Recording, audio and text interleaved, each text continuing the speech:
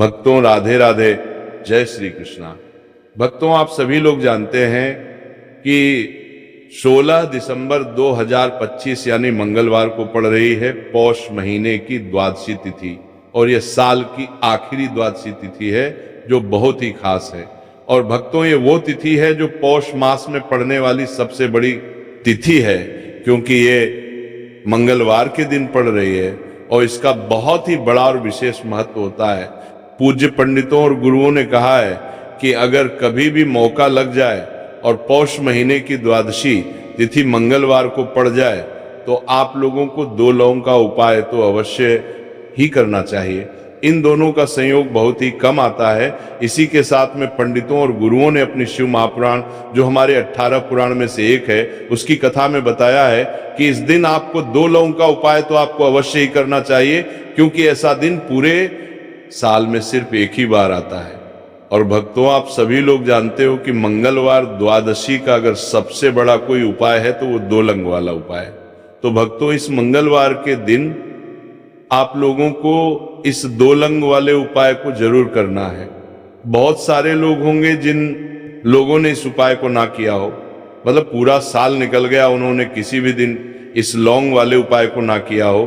पर भक्तों आपके पास एक आखिरी मौका बचा हुआ है जो कि 16 दिसंबर के दिन है। तो इस दिन आप लोगों को इस वाले उपाय को जरूर कर लेना है। भले ही आपने पूरे महीने भर इस उपाय को ना किया हो, पर अगर आपने इस पौष महीने की द्वादशी तिथि के दिन अगर इस वाले उपाय को कर लिया तो आपको इस उपाय को करने का वह फल मिलेगा जिसकी आपने कभी कल्पना भी नहीं करी होगी। इसीलिए आप लोग इस वाले उपाय को एक बार जरूर कर लेना है, ताकि आप लोगों के हाथ से ये मौका ना जा सके और आपको इस उपाय को करने का फल मिल सके। भक्तों ये उपाय पंडित जी ने अपनी अभी की ही श्री शिव महापुराण की कथा में बताया है, जिस उपाय को आज हम आपको बहुत अच्छे से समझाने वाले हैं। इस वीडियो को देखने के बाद इस उपाय को समझने के लिए आपको कोई और वीडियो को देखने की जरूरत नहीं पड़ेगी। तो चलिए भक्तों उपाय को शुरू करते हैं। देखिए ये इस पौष महीने के मंगलवार द्वादशी के दिन ये इतना खास होता है, इतना महत्वपूर्ण होता है। देखा गया है कभी कभी बड़े बड़े पूजा पाठ अनुष्ठान से जो मनोकामना पूर्ण नहीं होते, वो पौष महीने के मंगलवार के दिन एक छोटे से उपाय करने से ही आपकी मनोकामना पूर्ण हो जाती है। और बहुत सारे लोगों ने इस उपाय को किया भी है और उनको इस उपाय को करने का फल भी जरूर मिला है। अगर आप लोग भी इस उपाय को करना चाहते हैं तो आप इस उपाय को पहले अच्छे से समझ लेना, सुन लेना, उसके बाद करना। आपको इस उपाय का फल जरूर मिलेगा और इस उपाय को कर लेने से आपके घर में चाहे किसी भी प्रकार की दुख और समस्या क्यों ना चल रही हो, आपको उसका कारण भी नहीं पता है कि भाई ये समस्या किस कारण से चल रही है, उसका कुछ भी कारण हो सकता है। जैसे पितृदोष हो सकता है या किसी भी तरह का मंगल दोष भी हो सकता है। तो इस दिन आप लोगों को ये वाला उपाय कर लेना है। ये एक ऐसा उपाय है जिस उपाय को अगर किसी विशेष दिन पर किया जाए तो भाई उस विशेष दिन का जो है वो तो हमें मिलता ही मिलता है, पर हमने उस दिन पर इस उपाय को किया है तो हमें उससे भी बड़ा फल मिलता है, और फल बहुत जल्दी मिलता है, क्योंकि आप इस उपाय को बहुत ही बड़े और विशेष दिन पर कर रहे हो। तो चलिए अब उपाय के बारे में बात करते हैं, लेकिन उससे पहले आप लोगों को ये जानना आवश्यक है कि आखिर ये उपाय किस समय करना है, किसको करना है और कैसे करना है। तो चलिए हम आगे आपको वीडियो में एक एक करके बता देते हैं। लेकिन उससे पहले अगर आप लोग हमारे चैनल पर पहली बार आए हैं या फिर मेरी आवाज़ आज पहली बार सुन रहे हैं तो हमारे चैनल को सब्सक्राइब जरूर कर लेना और इस वीडियो को लाइक करके कमेंट बॉक्स में श्री शिवाय नमस्तुभ्यं ओम नमः शिवाय जरूर टाइप कर देना। तो भक्तों इस लौंग वाले उपाय को हमें इस मंगलवार द्वादशी के दिन कैसे करना है, किसको करना है, किस समय करना है और कहाँ पर करना है, ये सारे सवालों के जवाब आपको इस वीडियो में मिल जाएंगे। और जो ये वीडियो देखेगा भाई उसको 2 लौंग वाला उपाय जरूर करना चाहिए, क्योंकि इस दिन लंग का भी बहुत ही बड़ा और विशेष महत्व होता है। और जब बात आ जाए 2 लंग की तो ये सोने पर सुहागा वाली बात हो जाती है और ये एक बहुत ही बड़ा उपाय हो जाता है इस मंगलवार द्वादशी तिथि का। तो अब भक्तों, इस 2 लंग वाले उपाय को आखिर करना किसको है, सबसे पहले हम लोग वो बात जान लेते हैं। तो देखो, घर की जो बड़ी माताएं बहनें होती हैं, उन माताओं बहनों में से कोई भी एक बड़ी माता बहन इस वाले उपाय को कर सकती है। और भक्तों, अगर आप चाहे तो अपने घर में से सभी सदस्यों को भी इस उपाय को करवा सकते हैं। अगर किसी व्यक्ति की खुद की कोई मनोकामना है, खुद की कोई दुख और परेशानी है जो कि वो अपने लिए ही करना चाहता है इस वाले उपाय को, तो वह खुद अपने लिए भी कर सकता है। बाकी अगर कोई घर में से ऐसा है जो कि अपने पूरे घर परिवार की सुख और शांति के लिए वाला उपाय करना चाहता है, तो भाई वो भी कर सकता है, उसमें भी कोई दिक्कत वाली बात नहीं है। कहने का मतलब यह है कि इस उपाय को हर एक सदस्य भी कर सकता है और पूरे घर परिवार के सदस्य के लिए घर की बड़ी माताओं बहनों में से कोई एक माता बहन भी कर सकती है। माताएं बहनें अगर घर में उपस्थित ना हो या वो ये वाला उपाय ना कर पा रही हो, तो फिर घर का कोई बड़ा सदस्य भी इस 2 लौंग वाले उपाय को कर सकता है, चाहे फिर वह पुरुष ही क्यों ना हो, उसमें कोई भी दिक्कत वाली बात नहीं है। अब भक्तों, इस लौंग वाले उपाय को हमें करना कहाँ पर है? देखो, हमें शिवलिंग के पास में जाकर करना है। बहुत सारे लोग प्रश्न करते हैं हर एक उपाय को करते समय, क्या हम इस उपाय को घर पर या मंदिर में कर सकते हैं? देखो, तो इस वाले उपाय को आप मंदिर में करोगे तो अच्छा रहेगा, घर पर नहीं करना है। इस वाले उपाय को उसके बाद में भक्तों, जो अगला प्रश्न निकल कर आता है वो ये आता है इस उपाय को लेकर कि आखिर इस उपाय को हमें किस समय करना है, सुबह के समय करना है कि शाम के समय करना है? तो देखो, इस वाले उपाय को आप लोग सुबह के समय भी कर सकते हो और शाम के समय प्रदोष काल में भी कर सकते हो। अब अगर आप पूछो कि भाई सबसे उत्तम समय कौन सा रहेगा इस 2 लंग वाले उपाय को करने का, तो हम आपसे बस यही कहेंगे कि इस उपाय को आप शाम के समय करेंगे तो ज्यादा बेहतर होगा। बाकी अगर सुबह के समय भी करेंगे तो भी अच्छा होगा, उसमें कोई भी दिक्कत वाली बात नहीं है। तो अब भक्तों, जो अगली सबसे बड़ी और महत्वपूर्ण बात आती है वो ये आती है कि सुबह अगर हम उपाय को करेंगे तो हमें कितने बजे से लेकर कितने बजे तक के बीच में करना है, और शाम के समय प्रदोष काल में करेंगे तो हमें कितने बजे से लेकर कितने बजे के बीच में करना है। तो देखो, सुबह जितनी जल्दी हो सके आप उपाय को करने की कोशिश करना। बाकी अगर किसी कारणवश लेट भी हो जाओ, थोड़ी देर भी हो जाए, तो 10 या 11 बजे तक भी आप उपाय कर लेना, पर 12 बजे से ज्यादा देरी ना हो, ठीक है? इस बात का ध्यान रखना। उसके बाद में भक्तों, अगर शाम के समय प्रदोष काल की बात करें, प्रदोष काल का जो समय है होता है वो शाम के 6 बजे से शुरू हो जाता है। मतलब शाम के 6 बजे से लेकर 7 बजे के बीच का जो समय होता है, यह समय प्रदोष काल का समय होता है। पर अभी जो मौसम चल रहा है, इस मौसम में जो है शाम बहुत देरी से होती है, तो आप इस उपाय को 7 या 8 बजे के बीच में भी कर सकते हो। मतलब शाम के 6 बजे से रात 8 बजे के बीच में आप कभी भी इस वाले उपाय को कर सकते हो, उसमें कोई भी दिक्कत वाली बात नहीं है। परंतु मंगलवार के दिन कोशिश करना कि समय के अंतर्गत ही कर लो, किसी कारणवश ना कर पाओ तो थोड़ा देरी से भी कर सकते हो, आपको उपाय का फल जरूर मिलेगा। देखिए, इस वीडियो में जितने भी उपाय हम आपको बताएंगे सभी उपाय सरल है।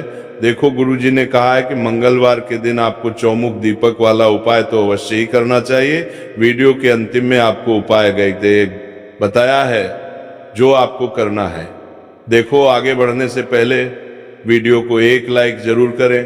देखो, सबसे पहला उपाय, यदि आपके जीवन में कर्जा बहुत अधिक है, आपके जीवन में संकट बहुत अधिक रहते हैं, आपके ऊपर बहुत अधिक विपदा आ रही है, बार बार आपको अपने व्यापार में और अपने धन में हानि देखने को मिल रही है, यानी कि आपको प्रत्येक कार्य में हानि हो रही है, तो आपको ये उपाय करना चाहिए। देखिए, इस उपाय के लिए आपको मात्र 1 लौंग का जोड़ा लेना है, यानी कि 2 फूल वाली लौंग लेनी है। साथ में आपको मात्र थोड़ा सा शहद लेना ना होगा, और इसी के साथ में आपको तांबे के पात्र के अंदर शुद्ध जल लेना होगा।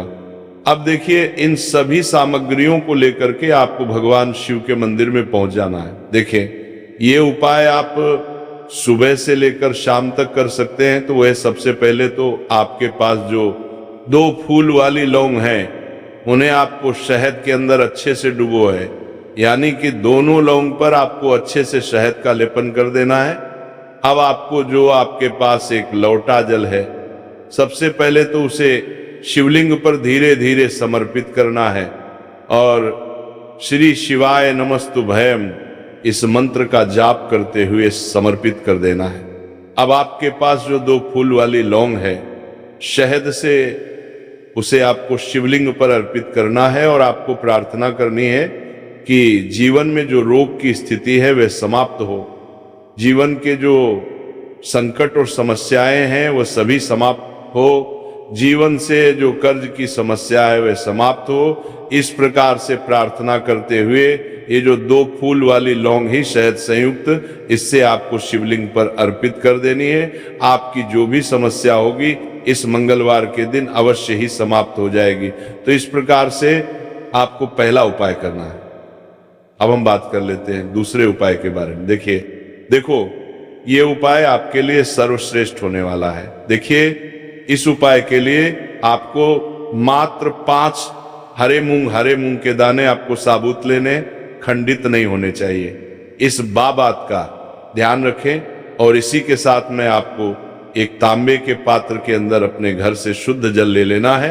अब भक्तों, इन सभी सामग्रियों को लेकर के आपको सीधे पहुंच जाना है भगवान शिव के मंदिर में। देखिए, इस उपाय को भी आप सुबह भी कर सकते हैं और शाम के समय में भी कर सकते हैं। देखिए, भगवान शिव के मंदिर में पहुंचने के बाद आपके पास जो 5 हरे मूंग हैं, उनमें से पहला जो हरा मूंग है, आपको शिवलिंग के सामने जो नंदी महाराज होते हैं और उनका जो पैर उठा हुआ होता है, वहां पर आपको पहला हरा मूंग समर्पित कर देना है और आपको ओम नमः शिवाय इस मंत्र का जाप कर लेना है। फिर आपको दूसरा हरा मूंग लेना है और शिवलिंग पर जो श्री गणेश जी वाला स्थान होता है, वहां पर आपको ये दूसरा हरा मूंग समर्पित कर देना है, यानी कि शिवलिंग के सीधे तरफ आपको ये दूसरा हरा मूंग समर्पित करना है।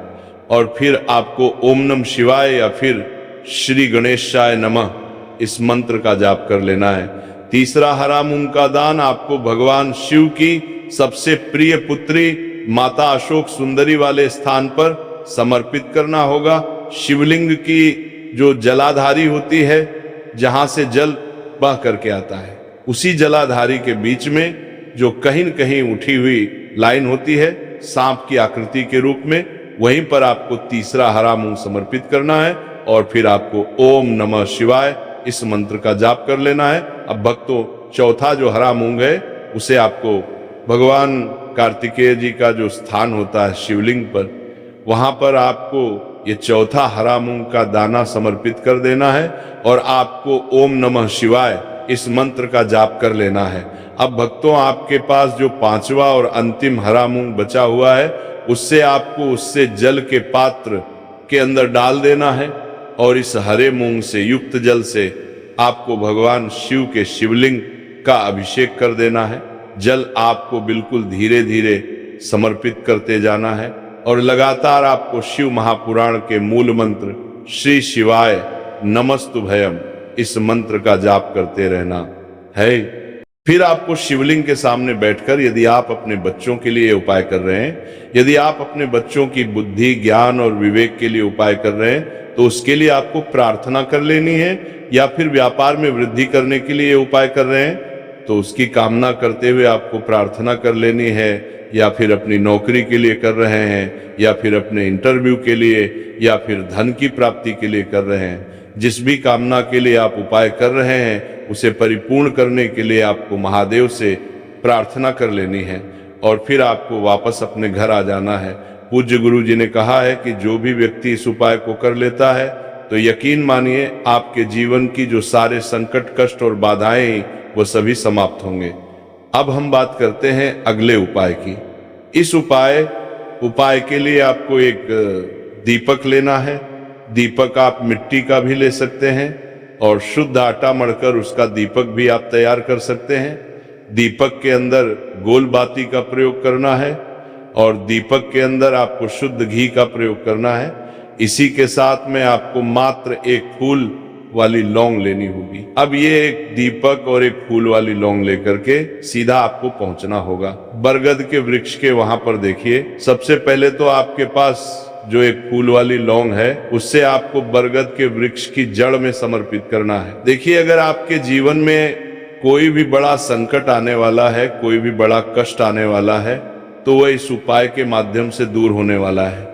महादेव की विशेष कृपा रहेगी कि जो भी संकट आपके जीवन में आने वाला होगा वो भी दूर हो जाएगा। तो आपको एक लौंग समर्पित करनी है बरगद के वृक्ष की जड़ में, और वहीं पर आपको जो है गोल बाती व दीपक जो आप लेकर के गए हैं उससे भी वहां पर प्रज्वलित कर देना है। देखिए, जब भी आपको जीवन में इस साल लगने लगे कि आपके जीवन में कुछ भी अच्छा नहीं चल रहा है, तब भी आपको कोई उपाय करना है। तो इस प्रकार से आपको ये उपाय करना है। अब हम जान लेते हैं चौथे विशेष उपाय के बारे में। देखिए, यदि आपके विवाह में, शादी में कोई भी समस्या आ रही है, यदि आपका जो कर्ज है वह दिन पर दिन बढ़ते ही जा रहा है, तो आपको ये चमत्कारी उपाय करना चाहिए। कोई भी समस्या अगर जीवन में है तो उसे दूर करने के लिए आपको ये उपाय करना चाहिए। मंगल दोष से जुड़ी हुई समस्या भी है तब भी आपको ये उपाय करना चाहिए। देखिए, इस उपाय के लिए आपको एक तांबे के पात्र के अंदर अपने घर से शुद्ध जल लेना है, और इसी के साथ मैं आपको एक छुटकी लाल चंदन लेना होगा। अब आपको क्या करना है कि जो लाल चंदन आपने लिया है उसे आपको उससे जल के पात्र के अंदर डाल देना है, और ये जल्द जो है आपको लाल चंदन से युक्त तैयार कर लेना है। और ये लाल चंदन से युक्त जल आपको भगवान शिव के मंदिर में लेकर के पहुंचना है। लेकिन ये उपाय भी आप सुबह से लेकर के शाम तक कर सकते हैं। अब भक्तों, ये जो लाल चंदन से युक्त जल है इससे आपको भगवान शिव के शिवलिंग पर धीरे धीरे अर्पित कर देना है, और आपको लगातार श्री शिवाय नमस्तुभयम इस मंत्र का जाप करते रहना है। देखिए, यदि आपके जीवन में विवाह से जुड़ी समस्या चल रही है तो आपको मंगलेश्वर महादेव का स्मरण करना है, और जीवन में अधिक कर्ज की समस्या है तो आपको मुक्तेश्वर महादेव का स्मरण करना है। देखना, एक दिन आपकी सब तरह की समस्या जल्दी ही समाप्त हो जाएगी। तो इस प्रकार से आपको ये तीसरा उपाय करना है।